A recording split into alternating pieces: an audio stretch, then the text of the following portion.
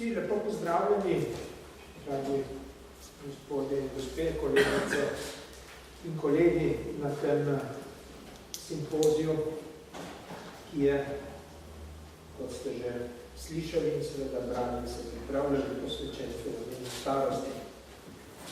Starost je seveda, kot marsikaj v življenju, relativna stvar. Tudi eno je neizogibno, da se ji vsak človek, ki živi dovolj dolgo, ne more izogniti.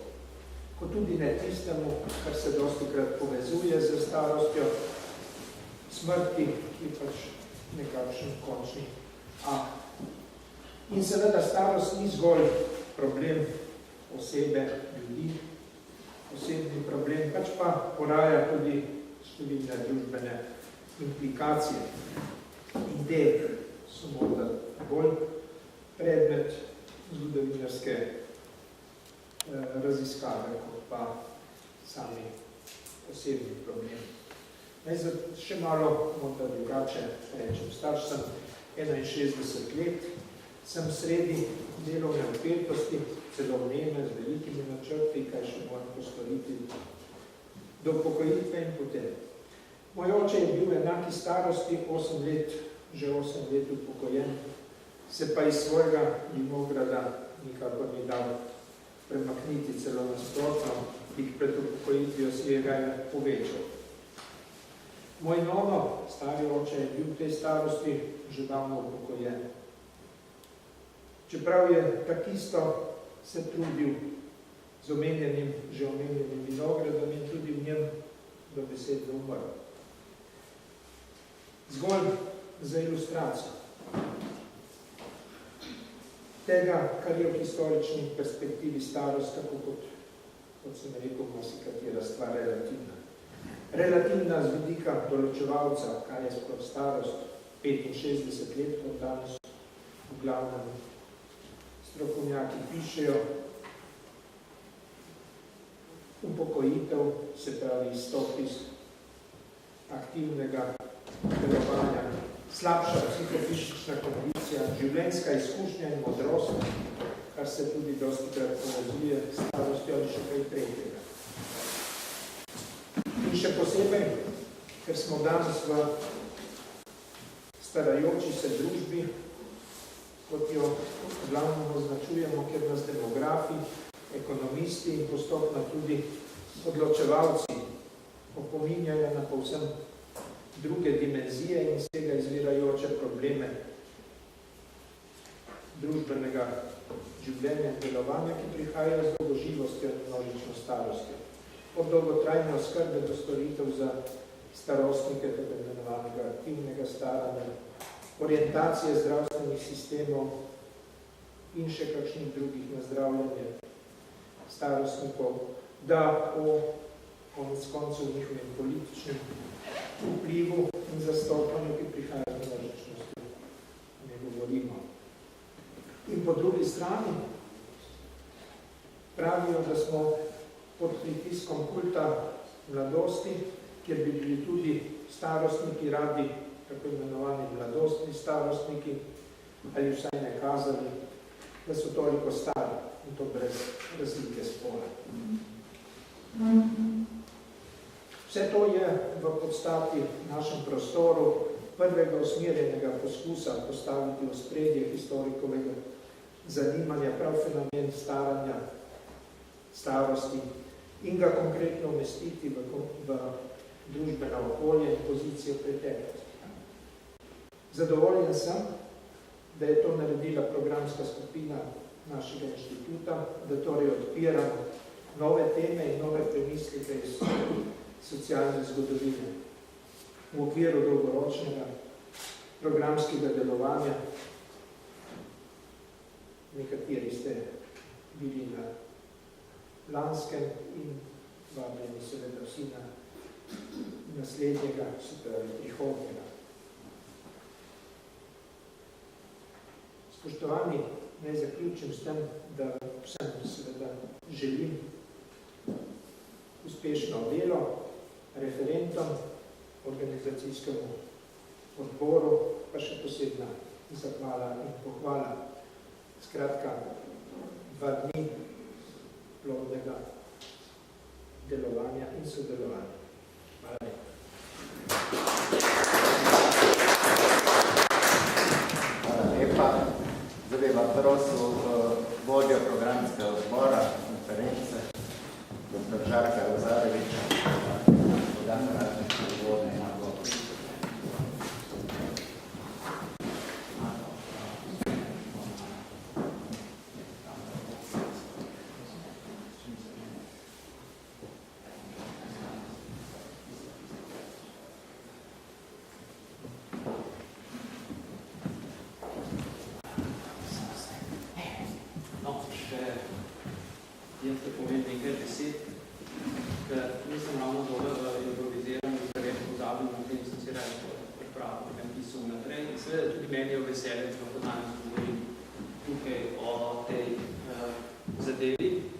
Še predno začnem, bi se v začetku že takoj zahvalil mojici in Meti, ki ne samo, da sta posvojili idejo o današnji prireditvi, ampak ste tudi vso skrbnost pripeljali do realizacije. Seveda v tem ne gre zahvala tudi meni, ki imajo pridno asistirali v tem. V zaslugi teh 3 let lahko danes pripeljamo današnjo konferenco o starosti kot o historičnem raziskovalnem vprašanju. Čeprav gre za nekaj, kar je bilo in je ves čas pravzaprav prisotno med nami, pa zgodovinarji pojmu starosti in kot socialne ali biološki kategoriji nismo posvečali veliko pozornosti. Še največ so temu imeli zapovedati demografski zgodovinarji, ko so risali starostne strukture prebivalstva, pa še ta piramida je bila pravzaprav obrnjena nekoliko drugače kot je danes. Že bežen pogled v slovensko časopise zadnjih 20 let, in to je eden od teh citatov, nam pokaže, da sta starost in starost bila ves čas pravzaprav prisotna na straneh časopisa in s tem prisotna pravzaprav tudi v družbi zelo močno. Ravno za ilustracijo tega, da v zadnjem mojega govora vrtel nekaj motivov iz različnih časovnih obdobij, stoletja in pol, in seveda vsak od teh motivov so nepovezani, so naključni, vsak od teh motivov pravzaprav pripoveduje neko svojo zgodbo, ampak kot celota, pa vsi skupaj pravzaprav ilustrirajo nek proces. Nekoč sem nekje prebral, kar vem, če sem si zapomnil v celoti, da pregovor altajskega ljudstva iz Sibirije pravi, da mora vsaka stvar v naše življenje izpolnjevati 3 merila. Se pravi, da mora imeti smisel, da mora biti za vsake stvar pravi čas, se pravi, da mora dozoreti in da pri vsaki stvari se moramo omejevati, torej pri vsaki stvari mora obstajati zdrava mera. Če začnem kar prva domneva o smiselnosti, potem lahko rečem, da smo starost od ta stopni historičnih raziskovanih fenomen predvideli že v osnovi našega tekočega raziskovalnega programa gospodarstva in socialne zgodovini.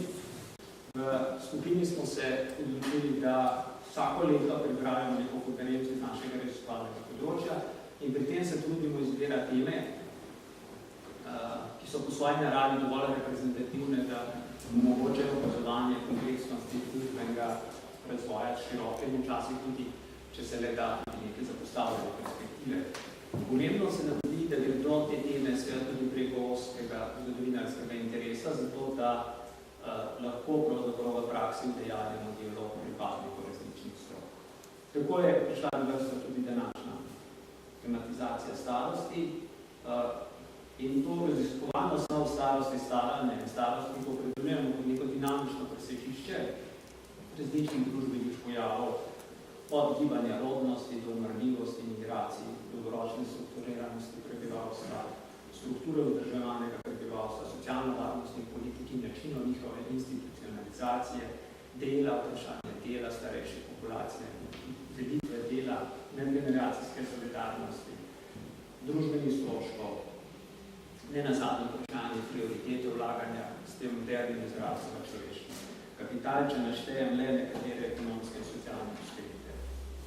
Ko k temu pridružimo še različne kategorije, ki združujemo kot sintagmo, kako misliti starost, to je družbene koncepte ter percepcije starosti ali identitetne samorefleksije starostnikov, se nam odpre vprašanje kulturne zgodovine starosti in staranja po vsej Sloveniji. V pojmih starosti in staranja se nam odslikavajo družbeno-razvojne dileme, prioritete, civilizacijske in vrednostne okviri družbe celote, posameznih skupin, tudi družin ali celo posameznikov, se pravi vseh teh osnovnih enot naše družbe.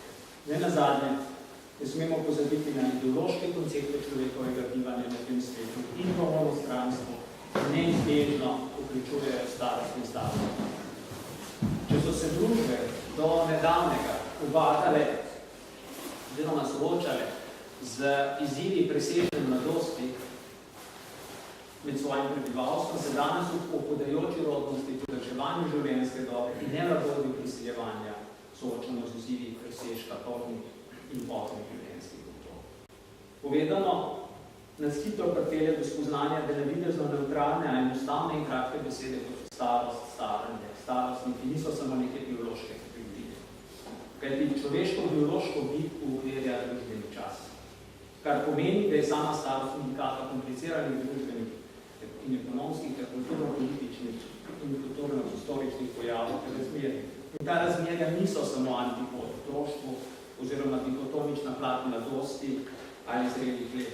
So precej več, so družbeno konstituirane spremenljivke v perspektivi kronografije in biografije in gredo prek atributov in kriterijev biološkega časa kot linearne črte med rojstvom in smrtjo. Tako zahtevnega pojava ni mogoče razlagati lahkotno. Res je, da lahkotne razlage zapletenih zgodovinskih pojavov očarajo ljudi, ker zaradi enostavnosti delujejo ponovljujoče, kot je nekoč zapisal Karl Čipov, znani italijanski zgodovinar. Zgodovinar je namreč nenehno v precepu med težno pogajanji, to je med težno enostavnosti razlage in dolžnostjo prikaza kompleksnih historičnih stvarnosti, ki se odražajo v množici podrobnosti, množici posebnih ali izstopajočih primerov. No, kljub temu, da lahkotna razlaga ugaja, problemi povznemirjajo, smo se z organizacijo te konference odločili za vznemirjanje, ki nam bodo vsej organizaciji, vsej pisani in vsebinski širini ponudili v naslednjih kolegice in kolegi svojih prispevkov. Da je pravi čas za organizacijo konference tudi ni nobenega druga.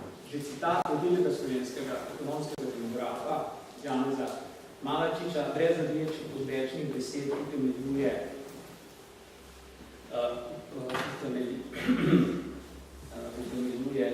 ta pravi čas. Malačič tako piše, če ga citiram. Če se na primeru Sloveniji pogledamo proces staranja prebivalstva na njenem sedanjem ozemlju približno zadnjem stoletju in pol, lahko ugotovimo, da se je delež 65 in več let starega prebivalstva pri nas v tem času povečal za trikrat.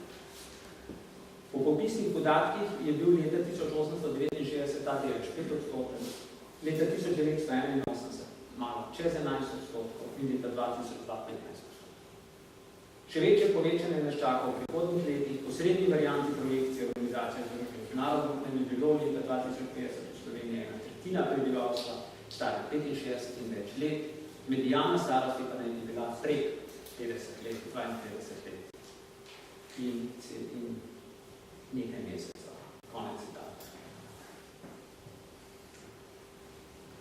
Trikratno povečanje deleža starejšega prebivalstva v poldrugem stoletju je enormno velika družbena sprememba. Izpostavlja dejstvo, da gre za pereč družben problem, ki nujno potrebuje neko zgodovinsko ozaveščanje, to je historično kontekstualizacijo podobnih binarijev in načinov regulacije staranja in starostnikov, da bi lažje razumeli današnji čas in tveganje, ki nam prinaša. Ostane mi še trikrat točka tajskega pregovora, da moramo pri vsaki stvari neginirati. Pri tej konferenciji je bila mera še kako potrebna.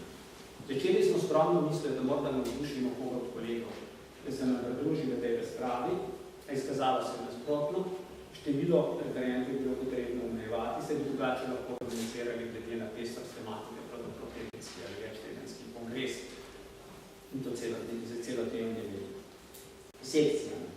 Tega si v zahtevnosti današnjega raziskovalnega časa, ki nam ga detaljno bibliometrično merijo skoraj v realnem času, ne moremo privoščiti. Izkazalo se je, da obstaja veliko znanja in da tako rekoč ni področja, s katerimi bi se ukvarjale družbe ali life sciences, kot reče v angleškem jeziku, ki ne bi na motive starosti in staranja.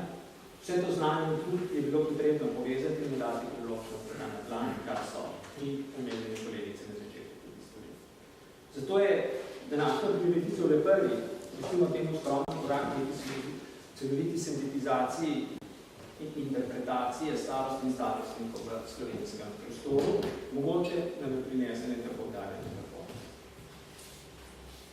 Glede na to, da sem omenil prvi korak, je bilo logično, da nadaljujem, da gibanje stane takrat v prvem koraku, sledi drugi, tretji in tako naprej.